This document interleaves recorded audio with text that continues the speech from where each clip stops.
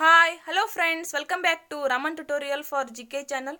Friends, ಇಂದು ನಾವು 6 to 8 CT 2019 ಸಾಮಾನ್ಯ ವಿಜ್ಞಾನದ ಕೆಲವು ಪ್ರಶ್ನೋತ್ತರಗಳ ಕುರಿತು ತಿಳಿದುಕೊಳ್ಳೋಣ.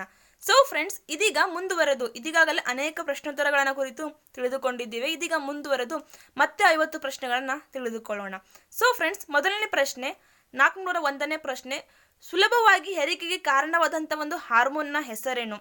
ಸಾಮಾನ್ಯವಾಗಿ ಹೆಣ್ಣು ಮಕ್ಕಳ ಹೆರಿಗೆ ಸಂದರ್ಭದಲ್ಲಿ ಹಾರ್ಮೋನ್ ಅನ್ನು ಬಳಕೆ ಮಾಡಲಾಗುತ್ತೆ. ಅದರ ಮುಖಾಂತರ ಸುಲಭವಾದಂಥ ಹೆರಿಗೆಯನ್ನ ಕೈಗೊಳ್ಳಬಹುದು. ಇದಕ್ಕೆ ಬಳಕೆ ಮಾಡ್ತಕ್ಕಂಥ ಹಾರ್ಮೋನ್ನ ಹೆಸರು ಲಾಕ್ಸಿನ್ ಎಂತಕ್ಕಂಥ ಹಾರ್ಮೋನ್ ಅನ್ನ ಬಳಕೆ ಮಾಡಲಾಗುತ್ತದೆ. ಸೊ ನೆಕ್ಸ್ಟ್ ಪ್ರಶ್ನೆ, ಬೆಳಕು ಒಂದು ಮಾಧ್ಯಮದಿಂದ ಇನ್ನೊಂದು ಮಾಧ್ಯಮಕ್ಕೆ ಓರೆಯಾಗಿ ದಾಟುವಾಗ ತನ್ನ ಪ್ರಸರಣದ ದಿಕ್ಕನ್ನು ಬದಲಾಯಿಸುತ್ತದೆ. ಈ ವಿದ್ಯಮಾನವನ್ನ ಏನೆಂದು ಕರೆಯಲಾಗುತ್ತದೆ?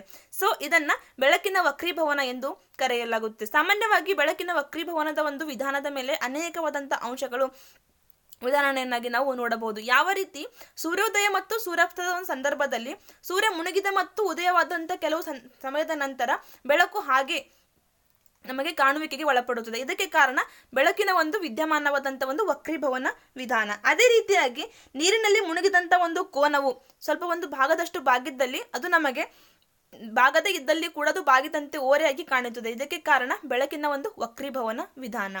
ಸೊ ನೆಕ್ಸ್ಟ್ ಪ್ರಶ್ನೆ, ಭೂಮಿಯ ಮೇಲ್ಮಟ್ಟದ ವಾಯು ಅತಿ ಏನಾಗಿರುತ್ತದೆ ಅಂದರೆ ಬಿಸಿಯಾಗಿ ಇರುತ್ತದೆ. ಸಾಮಾನ್ಯವಾಗಿ ಭೂಮಿಯ ಮೇಲ್ಮಟ್ಟದ ವಾಯು ಅತಿಯಾದಂಥ ಬಿಸಿ ಮಟ್ಟವಾಗಿರುತ್ತೆ. ಅದೇ ರೀತಿಯಾಗಿ ಸಮುದ್ರದ ಮೇಲ್ಮೈ ಮಟ್ಟದಲ್ಲಿರ್ತಕ್ಕಂಥ ವಾಯು ಕೂಡ ಬಿಸಿಯ ಮಟ್ಟವನ್ನ ಒಳಗೊಂಡಿದೆ. ಮೊದಲು ಭೂಮಿಯ ಮೇಲ್ಮಟ್ಟದಲ್ಲಿರ್ತಕ್ಕಂಥ ವಾಯು ತಣ್ಣಗಾದ ನಂತರ ಸಮುದ್ರದ ಮೇಲ್ಮಟ್ಟದಲ್ಲಿರ್ತಕ್ಕಂಥ ವಾಯು ತಂಪಾಗುತ್ತದೆ. ಸೊ ನೆಕ್ಸ್ಟ್ ಪ್ರಶ್ನೆ, ಅತಿ ಕಮ್ಮಿ ಬಾಗ್ತಕ್ಕಂಥ ಬೆಳಕು ಯಾವುದು? ಬೆಳಕಿನ ವರ್ಣ ವಿಭಜನೆಯನ್ನು ನಾವು ನೋಡಿದಾಗ ಬೆಳಕು ಸಾಮಾನ್ಯವಾಗಿ ಕಾಮನ ಬಿಲ್ಲಿನಲ್ಲಿ ನೋಡಿದಾಗ ಅದರ 7 ಬಣ್ಣಗಳಾಗಿ ವಿಭಜನೆ ಹೊಂದುತ್ತದೆ. ಈ ಬಣ್ಣಗಳಲ್ಲಿ ಅತಿ ಕಡಿಮೆ ಬಾಗುವಿಕೆಗೆ ಒಳಪಡ್ತಕ್ಕಂಥ ಬೆಳಕು ಎಂದರೆ ಕೆಂಪು ಬೆಳಕು. ನೆಕ್ಸ್ಟ್ ಪ್ರಶ್ನೆ, ಅತಿ ಹೆಚ್ಚು ಬಾಗುವ ಬೆಳಕು. ಸೊ ಕಾಮನ ಬಿಲ್ಲನ್ನು ತಾವು ವೀಕ್ಷಿಸಿದಾಗ ಅದರಲ್ಲಿ ಅತಿ ಹೆಚ್ಚಿನ ಬಾಗುವಿಕೆಗೆ ಒಳಪಡ್ತಕ್ಕಂಥ ಬೆಳಕು ಅಥವಾ ಬಣ್ಣವೆಂದರೆ ಅದು ನೇರಳೆ ಬಣ್ಣ. ಸೊ ನೆಕ್ಸ್ಟ್ ಪ್ರಶ್ನೆ, 406ನೇ ಪ್ರಶ್ನೆ, ಬೆಳಕಿನ ಕೇಂದ್ರ ಯಾವಾಗಲೂ ಬೆಳಕಿನ ಆಕಾರದಿಂದ ಸರಿಸುಮಾರು ಯಾವ ರೀತಿಯಾಗಿರುತ್ತದೆ ಅಂದರೆ ಅದಕ್ಕೆ ಸರಿಸುಮಾರು ವಿರುದ್ಧ ದಿಕ್ಕಿನಲ್ಲಿ ಇರುವಂಥದ್ದು ಆಗಿರುತ್ತದೆ. ಹತ್ತಿರದ ವಸ್ತುಗಳು ಸ್ಪಷ್ಟವಾಗಿಯೂ ಗೋಚರಿಸುತ್ತಿದ್ದು ದೂರದ ವಸ್ತುಗಳು ಅಸ್ಪಷ್ಟವಾಗಿ ಗೋಚರಿಸುವುದು ಸಮೀಪ ದೃಷ್ಟಿ ದೋಷ ಎಂದು ಕರೆಯಲಾಗುತ್ತದೆ. ಇಲ್ಲಿ ನಿಮ್ನ ಮಸೂರವನ್ನು ಬಳಕೆ ಮಾಡುವುದರ ಮುಖಾಂತರ ಈ ದೋಷವನ್ನ ಪರಿಹರಿಸಬಹುದು. ನೆಕ್ಸ್ಟ್ ಪ್ರಶ್ನೆ, ದೂರದ ವಸ್ತುಗಳು ಸ್ಪಷ್ಟವಾಗಿ ಗುರುತಿಸುವಂತಿದ್ದು ಹತ್ತಿರದಲ್ಲಿರ್ತಕ್ಕಂಥ ವಸ್ತುಗಳು ಅಸ್ಪಷ್ಟವಾಗಿ ಗೋಚರಿಸಿದರೆ ಅದನ್ನ ದೂರದೃಷ್ಟಿ ದೋಷ ಎಂದು ಕರೆಯಲಾಗುತ್ತದೆ. ಸಾಮಾನ್ಯವಾಗಿ ದೂರದೃಷ್ಟಿಯನ್ನ ಸರಿಪಡಿಸಲು ಬಳಕೆ ಮಾಡತಕ್ಕಂಥ ಮಸೂರವೆಂದರೆ ಅದು ಪೀನ ಮಸೂರ. ಪೀನ ಮಸೂರವನ್ನು ಉಪಯೋಗಿಸಿ ವಸ್ತುವಿನ ಸತ್ಯಬಿಂಬವನ್ನು ತೆರೆಯ ಮೇಲೆ ಪಡೆಯುವ ವಿಧಾನ ಅಥವಾ ಸಾಧನ ಯಾವುದು ಎಂದರೆ ಕ್ಯಾಮೆರಾವನ್ನ ಬಳಕೆ ಮಾಡಿಕೊಂಡು ನಾವು ಪೀನ ಮಸೂರ ಅದು ಒಳಗೊಂಡಿರ್ತಕ್ಕಂಥ ಪೀನ ಮಸೂರವನ್ನು ಉಪಯೋಗಿಸಿ ವಸ್ತುವಿನ ಸತ್ಯ ಪ್ರತಿಬಿಂಬವನ್ನ ಪಡೆಯಲು ಸಾಧ್ಯವಾಗುತ್ತದೆ. ನೆಕ್ಸ್ಟ್ ಪ್ರಶ್ನೆ, 410ನೇ ಪ್ರಶ್ನೆ, ದೂರದರ್ಶಕವನ್ನು ಕಂಡುಹಿಡಿದ ವಿಜ್ಞಾನಿ ಯಾರು? ಗೆಲಿಲಿ ಅಂತಕ್ಕಂಥ ವಿಜ್ಞಾನಿ ದೂರದರ್ಶಕವನ್ನ ಕಂಡುಹಿಡಿದರು. ನೆಕ್ಸ್ಟ್ ಪ್ರಶ್ನೆ, ಮೆಣಸಿನಕಾಯಿಯಲ್ಲಿರ್ತಕ್ಕಂಥ ಖಾರಕ್ಕೆ ಕಾರಣವಾದಂಥ ಲವಣಾಂಶ ಎಂದರೆ ಕ್ಯಾಪ್ಸಿನ್ ಎಂತಕ್ಕಂಥ ಲವಣಾಂಶವು. ಕ್ಯಾಪ್ಸಿನ್ ಎಂತಕ್ಕಂಥ ಲವಣಾಂಶವು ಮೆಣಸಿನಕಾಯಿಯಲ್ಲಿರ್ತಕ್ಕಂಥ ಖಾರದ ಪ್ರಮಾಣಕ್ಕೆ ಕಾರಣವಾಗಿದೆ. ಸೊ ನೆಕ್ಸ್ಟ್ ಪ್ರಶ್ನೆ, ಗಾಳಿಯಲ್ಲಿರ್ತಕ್ಕಂಥ ಆಮ್ಲಜನಕದ ಪ್ರಮಾಣ ಎಷ್ಟು? ಸೊ ಅತಿ ಸುಲಭವಾದಂಥ ಪ್ರಶ್ನೆ. ಗಾಳಿಯಲ್ಲಿ ಸಾಮಾನ್ಯವಾಗಿ ಆಕ್ಸಿಜನ್ 21% ಆಕ್ಸಿಜನ್ ಅನ್ನು ಒಳಗೊಂಡಿದೆ. ಅದೇ ರೀತಿಯಾಗಿ ನೆಕ್ಸ್ಟ್ ಪ್ರಶ್ನೆ, ಗಾಳಿಯಲ್ಲಿರ್ತಕ್ಕಂಥ ಇಂಗಾಲದ ಡೈಆಕ್ಸೈಡ್ನ ಪ್ರಮಾಣ ಅದು 0.03 ಅದಷ್ಟು ಒಳಗೊಂಡಿರುತ್ತದೆ. ಅದೇ ರೀತಿಯಾಗಿ ಸಾರಜನಕವನ್ನ 78% ಸಾರಜನಕವನ್ನ ಒಳಗೊಂಡಿರುತ್ತದೆ. ಅದೇ ರೀತಿಯಾಗಿ ಇತರ ಲವಣಾಂಶಗಳನ್ನು ಕೂಡ ನೀರಿನ ಅಂಶಗಳನ್ನು ಧೂಳಿನ ಕಣಗಳನ್ನು ಕೂಡ ಒಳಗೊಂಡಿರ್ತಕ್ಕಂಥದ್ದು ಆಗಿದೆ. ಗಾಳಿಯಲ್ಲಿರ್ತಕ್ಕಂಥ ಪ್ರಮುಖವಾದಂಥ ಘಟಕಗಳೆಂದರೆ ಸಾರಜನಕ ಮತ್ತು ಆಮ್ಲಜನಕ. ಸೊ ನೆಕ್ಸ್ಟ್ ಪ್ರಶ್ನೆ, ಆನುವಂಶಿಕವಾಗಿ ಪೀಳಿಗೆಯಿಂದ ಪೀಳಿಗೆಗೆ ಹರಿಯುವ ಜೀನ್ ಸಾಮಗ್ರಿ ಇದರ ದ್ವಿಸುರುಳಿ ರಚನೆಯನ್ನು ಪತ್ತೆ ಹಚ್ಚಿದ ವಿಜ್ಞಾನಿ ಎಂದರೆ ವಾಟ್ಸನ್ ಮತ್ತು ಕ್ರಿಕ್ ಎಂತಕ್ಕಂಥ ವಿಜ್ಞಾನಿಗಳು ಪೀಳಿಗೆಗಳು ಅನುವಂಶೀಯವಾಗಿ ತಂದೆ ತಾಯಿಯಲ್ಲಿರ್ತಕ್ಕಂಥ ಗುಣಾಣುಗಳಾಗಿರ್ಬೋದು ಇತರೆ ಅಂಶಗಳು ಪೀಳಿಗೆಯಿಂದ ಪೀಳಿಗೆಗೆ ಜೀನ್ಗಳ ಮುಖಾಂತರ ಸಾಗಾಣಿಕೆಯನ್ನ ಪತ್ತೆ ಹಚ್ಚಿದರು. ನೆಕ್ಸ್ಟ್ ಪ್ರಶ್ನೆ, ಚಿಕನ್ ಗುನ್ಯಾ ಮತ್ತು ಡೆಂಗು ಜ್ವರಕ್ಕೆ ಕಾರಣವಾದಂಥ ಸೊಳ್ಳೆ ಅಥವಾ ಬ್ಯಾಕ್ಟೀರಿಯಾ ಎಂದರೆ ಇಡಿಸ್ ಈಜಿಪ್ಟಿ ಎಂತಕ್ಕಂಥ ಸೊಳ್ಳೆಯು ಚಿಕನ್ ಗುನ್ಯಾ ಮತ್ತು ಡೆಂಗು ಜ್ವರಕ್ಕೆ ಕಾರಣವಾದಂಥ ಸೊಳ್ಳೆ ಆಗಿದೆ. ನೆಕ್ಸ್ಟ್ ಪ್ರಶ್ನೆ, ವಾತಾವರಣಕ್ಕೆ ಅತಿ ಕಡಿಮೆ ಹೊಗೆಯನ್ನು ಹೊರಸೂಸುವ ಬೋಯಿಂದ ಕಾರ್ಪೊರೇಷನ್ ಬಿಡುಗಡೆ ಮಾಡಿದ ನೂತನ ವಿಮಾನದ ಹೆಸರೇನು? ಸೊ ಇದು ಗ್ರೀನ್ ಪ್ಯಾಸೆಂಜರ್ ಜೆಟ್. ಇಲ್ಲಿ ಗ್ರೀನ್ ಪ್ಯಾಸೆಂಜರ್ ಜೆಟ್ ಅಂತಕ್ಕಂಥ ಒಂದು ವಿಮಾನವನ್ನು ಬಿಡುಗಡೆ ಮಾಡಲಾಗಿದೆ. ನೆಕ್ಸ್ಟ್ ಪ್ರಶ್ನೆ, ಯಾವ ರಾಜ್ಯ ವಿವಾಹ ಪೂರ್ವ HIV ಏಡ್ಸ್ ಪರೀಕ್ಷೆ ಕಡ್ಡಾಯ ಮಾಡಿತ್ತು? ಸೊ ಸಾಮಾನ್ಯವಾಗಿ ಗೋವಾ ರಾಜ್ಯವು ವಿವಾಹ ಪೂರ್ವವಾದಂಥ ಒಂದು ಮಹಿಳೆಯರಿಗೆ ಅಥವಾ ಪುರುಷರಿಗೆ ವಿವಾಹ ಪೂರ್ವವಾದಂಥ HIV ಚಿಕಿತ್ಸೆ ಪರೀಕ್ಷೆಯನ್ನು ಕಡ್ಡಾಯವಾಗಿ ಮಾಡಿತ್ತು. ನೆಕ್ಸ್ಟ್ ಪ್ರಶ್ನೆ, ಜೀವಿಗಳು ವಾಸಿಸುವ ವಾಯುಮಂಡಲದ ಭಾಗವನ್ನು ಹವಗೋಳ ಎಂದು ಕರೆಯಲಾಗುತ್ತದೆ. ಹಿಮ್ಮುಖ ಚಲನೆ ಹೊಂದಿರತಕ್ಕಂಥ ಗ್ರಹ ಶುಕ್ರ ಗ್ರಹ. ಇದು ಅತಿ ಹೆಚ್ಚಿನ ಪ್ರಮಾಣದಲ್ಲಿ ಕಾರ್ಬನ್ ಡೈಆಕ್ಸೈಡ್ ಅನ್ನು ಒಳಗೊಂಡಿರ್ತಕ್ಕಂಥ ಒಂದು ಗ್ರಹವಾಗಿದೆ. ನೆಕ್ಸ್ಟ್ ಪ್ರಶ್ನೆ, 1930ರಲ್ಲಿ ಆವಿಷ್ಕರಿಸಿದ ಉಪಗ್ರಹದ ಹೆಸರೇನು? ಟೈಟಾನ್ ಎಂತಕ್ಕಂಥ ಒಂದು ಉಪಗ್ರಹವನ್ನು 1930ರಲ್ಲಿ ಆವಿಷ್ಕರಣಕ್ಕೆ ಒಳಪಟ್ಟಿದೆ. 422ನೇ ಪ್ರಶ್ನೆ, ಈ ಮೋಡಗಳು ಮಂಜಿನ ಕಣಗಳನ್ನು ಹೊಂದಿರುತ್ತವೆ. ಸಿರಸ್ ಎಂತಕ್ಕಂಥ ಈ ಒಂದು ಕಣಗಳು ಮಂಜನ್ನು ಹೊಂದಿರತಕ್ಕಂಥ ಮೋಡಗಳು ಮಂಜಿನ ಕಣಗಳನ್ನು ಹೊಂದಿರತಕ್ಕಂಥವುಗಳು ಆಗಿವೆ. ಸಿರಸ್ ಎಂತಕ್ಕಂಥ ಮೋಡಗಳು. ಆಶ್ಚರ್ಯದ ಲೋಹ ಎಂದು ಯಾವುದನ್ನು ಕರೆಯಲಾಗುತ್ತದೆ? ಸೊ ಬಾಸ್ಕೈಟ್ ಅನ್ನು ಆಶ್ಚರ್ಯದ ಲೋಹ ಎಂದು ಕರೆಯಲಾಗುತ್ತದೆ. ಇದು ಭೂಮಿಯ ಮೇಲ್ಪದರದಲ್ಲಿ ದೊರೆತಕ್ಕಂಥ ಅಲ್ಯೂಮಿನಿಯಂನ ಒಂದು ಅದಿರು ಆಗಿದೆ. ಅಲ್ಯೂಮಿನಿಯಂನ ಒಂದು ಮೂಲವಾದಂಥ ಒಂದು ಅದಿರು ಬಾಸ್ಕೈಟ್ ಆಗಿದೆ.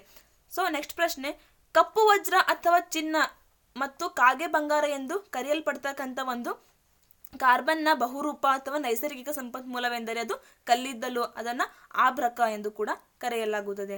ಸೊ ನೆಕ್ಸ್ಟ್ ಪ್ರಶ್ನೆ, ಹುಚ್ಚುನಾಯಿ ಕಡಿತದಿಂದ ಉಂಟಾಗ್ತಕ್ಕಂಥ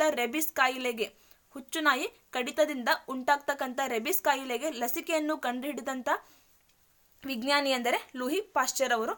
ಈ ಒಂದು ಕಾಯಿಲೆಗೆ ಔಷಧಿಯನ್ನು ಕಂಡುಹಿಡಿದರು. ಆರೋಗ್ಯವಂತ ವ್ಯಕ್ತಿಯ ಹೃದಯವು 1 ನಿಮಿಷಕ್ಕೆ ಬಡಿದುಕೊಳ್ಳುವುದು ಸುಮಾರು 70ರಿಂದ 72 ಸಲ ಅದು ಬಡಿತಕ್ಕೆ ಒಳಪಡುತ್ತದೆ.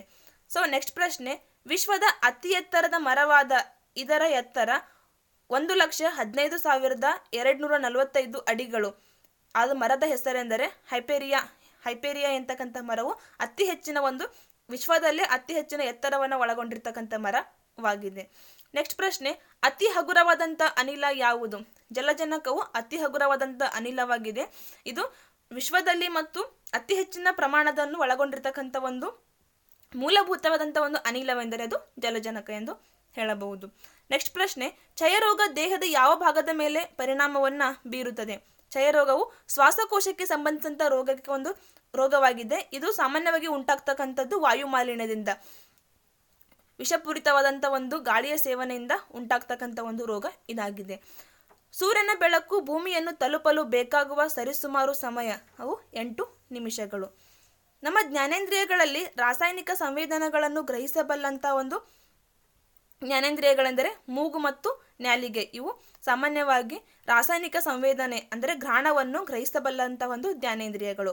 ಸಸ್ಯ ಮತ್ತು ಪ್ರಾಣಿಗಳು ತಮ್ಮ ಉಳಿವಿಗಾಗಿ ಅವಲಂಬಿತವಾಗಿರ್ತಕ್ಕಂಥ ಪ್ರಮುಖ ಘಟಕಗಳೆಂದರೆ ಜೈವಿಕ ಮತ್ತು ಅಜೈವಿಕ ಘಟಕಗಳನ್ನು ಅವು ಆಶ್ರಯಿಸಿವೆ. ಸಸ್ಯಗಳು ತಮ್ಮ ಉಳಿವಿಗಾಗಿ ಪ್ರಾಣಿಗಳನ್ನು ಅವಲಂಬಿಸಿವೆ. ಅದೇ ರೀತಿಯಾಗಿ ಪ್ರಾಣಿಗಳು ತಮ್ಮ ಉಳಿವಿಗಾಗಿ ಸಸ್ಯಗಳನ್ನು ಅವಲಂಬನೆ ಆಗಿವೆ. ಸೊ ನೆಕ್ಸ್ಟ್ ಪ್ರಶ್ನೆ, ಭೂಮಿಯ ಮೇಲೆ ನೀರು ಯಾವ ಸ್ಥಿತಿಯಲ್ಲಿದೆ? ಭೂಮಿಯ ಮೇಲೆ ನೀರು ಘನ, ದ್ರವ, ಅನಿಲ. ಮಂಜುಗಡ್ಡೆಯಲ್ಲಿ ಕಾಣಬಹುದು. ಅದೇ ರೀತಿಯಾಗಿ ನೀರಿನ ಹನಿ, ನೀರು ದ್ರವ ರೂಪದಲ್ಲಿರ್ತಕ್ಕಂಥ ನೀರು, ಅದೇ ರೀತಿಯಾಗಿ ಆವಿ ಸ್ಥಿತಿಯಲ್ಲಿ ಕೂಡ ನಾವು ಕಾಣಬಹುದು. ಅದರಿಂದಾಗಿ ನೀರನ್ನು ಘನ, ದ್ರವ ಮತ್ತು ಅನಿಲ 3 ಸ್ಥಿತಿಯಲ್ಲಿ ದೊರೆಯುತ್ತದೆ. ನಕ್ಷತ್ರಗಳಲ್ಲಿ ಸೂರ್ಯನೇ ಅತ್ಯಂತ ಪ್ರಕಾಶಮಾನವಾಗಿ ಕಾಣುವುದಕ್ಕೆ ಕಾರಣ? ನಕ್ಷತ್ರಗಳಲ್ಲಿ ಸೂರ್ಯನು ಅತ್ಯಂತ ಪ್ರಕಾಶಮಾನವಾಗಿ ಕಾಣಲು ಕಾರಣ ಅದರ ಒಂದು ತಾಪ ಭೂಮಿಗೆ ಅತ್ಯಂತ ಸಮೀಪದಲ್ಲಿರುವುದರಿಂದ. ನೆಕ್ಸ್ಟ್, ಶುಕ್ರ ಗ್ರಹದ ವಾತಾವರಣದಲ್ಲಿ ಅಧಿಕ ಒತ್ತಡ ಉಂಟಾಗಲು ಕಾರಣ? ಅಲ್ಲಿರ್ತಕ್ಕಂಥ ಕಾರ್ಬನ್ ಡೈಆಕ್ಸೈಡ್ನ ಒಂದು ಪ್ರಮಾಣ, ಅದೇ ರೀತಿಯಾಗಿ ಸಲ್ಫ್ಯೂರಿಕ್ ಆಮ್ಲ ಇರುವಿಕೆ ಅದಕ್ಕೆ ಒಂದು ಕಾರಣವಾಗಿದೆ. 3 ಬಾರಿ ನೊಬೆಲ್ ಪ್ರಶಸ್ತಿ ಪಡೆದ ವಿಜ್ಞಾನಿ ಯಾರು? ಸೊ ಮೇರಿ ಕ್ಯೂರಿ ಅವರು 100 ಬಾರಿ ನೊಬೆಲ್ ಪ್ರಶಸ್ತಿ ಪಡೆದಂಥ ಒಂದು ವಿಜ್ಞಾನಿಯಾಗಿದ್ದಾರೆ. ಅದೇ ರೀತಿಯಾಗಿ ರೇಡಿಯಂ ವಿಕಿರಣ ಕಿರಣಗಳನ್ನು ಕಂಡುಹಿಡಿದಂಥ ವಿಜ್ಞಾನಿ ಆಗಿದ್ದಾರೆ. ಬೋಲ್ಗಾರ್ ಟೆಕ್ನಾಲಜಿ ಯಾವ ಒಂದು ಬೆಳೆಗೆ ಸಂಬಂಧಿಸಿದೆ? ಸಾಮಾನ್ಯವಾಗಿ ಇದು ಸಂಬಂಧಪಟ್ಟದ್ದು ಹತ್ತಿಯ ಒಂದು ಬೆಳೆಗೆ. ಸೊ ಇಲ್ಲಿ ಹತ್ತಿಗಳನ್ನು ಸಾಮಾನ್ಯವಾಗಿ ನಾವು ನಾರುಗಳನ್ನಾಗಿ ಬಳಕೆ ಮಾಡಲಾಗುತ್ತದೆ. ನಾರುಗಳು ವಿವಿಧ ಒಂದು ಹಂತಗಳ ಮುಖಾಂತರ ಹತ್ತಿಯನ್ನು ಒಂದು ವ್ಯವಸ್ಥಿತವಾದಂಥ ಒಂದು ಪದರಕ್ಕೆ ತರಲಾಗುತ್ತೆ. ಸೊ ಹತ್ತಿಯಲ್ಲಿರ್ತಕ್ಕಂಥ ಒಂದು ಬಟ್ಟೆ ಆಗಿರ್ಬೋದು, ಇತರೆ ಒಂದು ಕಾರ್ಯಕ್ಕೆ ಹತ್ತಿಯನ್ನು ಬೋರ್ಡ್ ಅಂತಕ್ಕಂಥ ಒಂದು ಟೆಕ್ನಾಲಜಿ ಇದು ಸಾಮಾನ್ಯವಾಗಿ ಸಂಬಂಧಪಟ್ಟಿದ್ದು ಹತ್ತಿಗೆ ಸಂಬಂಧಪಟ್ಟಿದ್ದಾಗಿದೆ. ನೆಕ್ಸ್ಟ್ ಪ್ರಶ್ನೆ, ನೀರನ್ನು ಶುದ್ಧೀಕರಿಸಲು ನೀರಿನಲ್ಲಿ ಹಾಯಿಸುವ ಅನಿಲ ಯಾವುದು? ಕ್ಲೋರಿನ್ ಅನಿಲವನ್ನು ಹಾಯಿಸುವುದರ ಮುಖಾಂತರ ನೀರನ್ನು ಶುದ್ಧೀಕರಿಸಬಹುದು. ಕಣ್ಣುಗಳ ಆರೋಗ್ಯಕರ ನಿರ್ವಹಣೆಗೆ ಸಹಾಯಕವಾಗುವ ಜೀವಸತ್ವ, ಅದು ಜೀವಸತ್ವ ಎ ವಿಟಮಿನ್ ಕಣ್ಣುಗಳ ಆರೋಗ್ಯದ ಒಂದು ನಿರ್ವಹಣೆಗೆ ಸಹಾಯಕವಾಗಿದೆ. ನಕ್ಷತ್ರಗಳಿಗಿರುವ ದೂರವನ್ನು ಯಾವ ಮಾನದಲ್ಲಿ ಅಳೆಯುತ್ತಾರೆ? ನಕ್ಷತ್ರಗಳಿರುವ ದೂರವನ್ನು ಜ್ಯೋತಿರ್ವರ್ಷ ಎಂತಕ್ಕಂಥ ಮಾನದಲ್ಲಿ ಅಳೆಯಲಾಗುತ್ತೆ. ಇದನ್ನು ಬೆಳಕಿನ ವರ್ಷ ಎಂದು ಕೂಡ ಕರೆಯಲಾಗುತ್ತದೆ. ಪ್ರಾಣಿಗಳಂತೆ ಸಸ್ಯಗಳು ಉಸಿರಾಟಕ್ಕೆ ಉಪಯೋಗಿಸ್ತಕ್ಕಂಥ ಒಂದು ಅನಿಲವೆಂದರೆ ಆಮ್ಲಜನಕ. ಮಂಜುಗಡ್ಡೆಯ ಸಾಂದ್ರತೆ ನೀರಿನ ಸಾಂದ್ರತೆಗಿಂತ ಕಡಿಮೆ ಇರುವುದರಿಂದ ಅದು ಏನಾಗುತ್ತದೆ ಅಂದರೆ ನೀರಿನ ಮೇಲೆ ತೇಲುವಿಕೆಗೆ ಒಳಪಡುತ್ತದೆ. ಸೊ ನೆಕ್ಸ್ಟ್ ಪ್ರಶ್ನೆ, ಮೆದುಳಿನಲ್ಲಿ ಮುಮ್ಮೆದುಳು, ಮಧ್ಯ ಮೆದುಳು, ಅದೇ ರೀತಿಯಾಗಿ ಹಿಮ್ಮೆದುಳು ಇವು ಏನಾಗಿವೆ ಅಂದರೆ ಮೆದುಳಿನ 3 ಭಾಗಗಳು ಆಗಿವೆ. ನೆಕ್ಸ್ಟ್ ಪ್ರಶ್ನೆ 446ನೇ ಪ್ರಶ್ನೆ, ಧಾರ್ಮಿಕ ಆಚರಣೆ ಮತ್ತು ಅಭ್ಯಾಸಗಳ ಮೂಲಕ ನಡೆಯುವಂಥ ಒಂದು ಚಿಕಿತ್ಸೆಯನ್ನು ಹೈರೋಥೆರಪಿ ಎಂದು ಕರೆಯಲಾಗುತ್ತದೆ. ನೆಕ್ಸ್ಟ್ ಪ್ರಶ್ನೆ, ಉಕ್ಕಿನ ಕಾಲರ ನೌಕರರು ಎಂದು ಹೇಳಲ್ಪಡುವಂಥವರು ಯಾರೆಂದರೆ ಯಂತ್ರ ಮಾನವರಿಗೆ ಉಕ್ಕಿನ ಕಾಲರ್ ನೌಕರರು ಎಂದು ಕರೆಯಲಾಗುತ್ತದೆ. IMEI ಎನ್ನುವಂಥದ್ದು ಅಂತಾರಾಷ್ಟ್ರೀಯ ಮೊಬೈಲ್ ಉಪಕರಣ ಶೋಧಕ. ಸೊ ಇದನ್ನು ಇಂಟರ್ನ್ಯಾಷನಲ್ ಮೊಬೈಲ್ ಇಕ್ವಿಪ್ಮೆಂಟ್ ಐಡೆಂಟಿಟಿ ಎಂದು ಕೂಡ ಕರೆಯಲಾಗುತ್ತೆ. ಇದರ ಒಂದು ವಿಸ್ತೃತ ರೂಪವಾಗಿದೆ. ನೆಕ್ಸ್ಟ್ ಪ್ರಶ್ನೆ, ಗಾಜು ತಯಾರಿಸುವಾಗ ಗಾಜಿನಿಂದ ಗಾಳಿಗುಳ್ಳೆಗಳನ್ನು ತೆಗೆಯಲು ಬಳಸಲ್ಪಟ್ಟಿರತಕ್ಕಂಥ ಒಂದು ಅನಿಲ ಅಥವಾ ಸಂಯುಕ್ತವೆಂದರೆ ಆರ್ಸೆನಿಕ್ ಆಕ್ಸೈಡ್ ಅನ್ನು ಇಲ್ಲಿ ಬಳಸಲಾಗುತ್ತದೆ. ಸೊ ನೆಕ್ಸ್ಟ್ ಮತ್ತು ಕೊನೆಯ ಪ್ರಶ್ನೆ, ಸಿಮೆಂಟ್ ಕೈಗಾರಿಕೆಗೆ ಬೇಕಾಗುವ ಅವಶ್ಯಕ ಕಚ್ಚಾ ಸಾಮಗ್ರಿಗಳು ಯಾವುವು?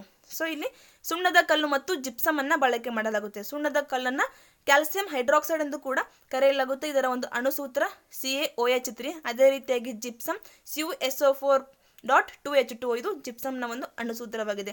ಇವುಗಳನ್ನು ಬಳಕೆ ಮಾಡುವುದರ ಮುಖಾಂತರ ಸಿಮೆಂಟ್ನ ಕೈಗಾರಿಕೆಗೆ ಬಳಕೆ ಮಾಡಲಾಗುತ್ತದೆ. ಸೊ ಫ್ರೆಂಡ್ಸ್, ಇಷ್ಟು ಸಾಮಾನ್ಯ ವಿಜ್ಞಾನಕ್ಕೆ ಸಂಬಂಧಿಸಿದಂತೆ ಪ್ರಮುಖ ಪ್ರಶ್ನೋತ್ತರಗಳು. ಈ ವಿಡಿಯೋ ತಮಗೆ ಇಷ್ಟವಾದಲ್ಲಿ ಲೈಕ್ ಮತ್ತು ಶೇರನ್ನು ಮಾಡಿ. ಧನ್ಯವಾದಗಳು.